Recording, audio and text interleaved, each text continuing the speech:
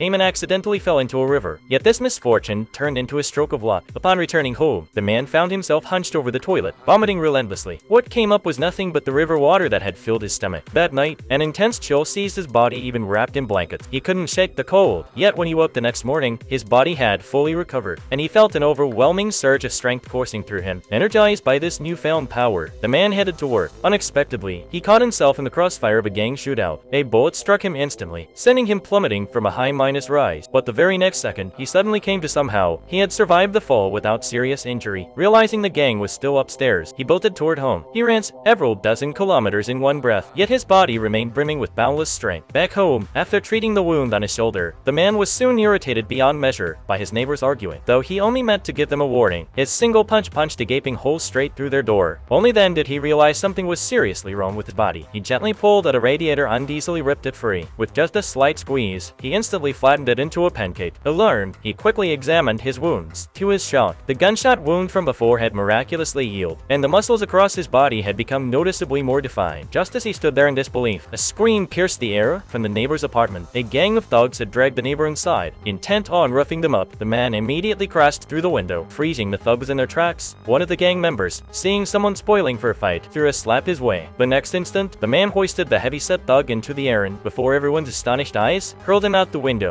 Another thug tried to rush forward to help, only to find himself shoved into a closet by the man a split second later.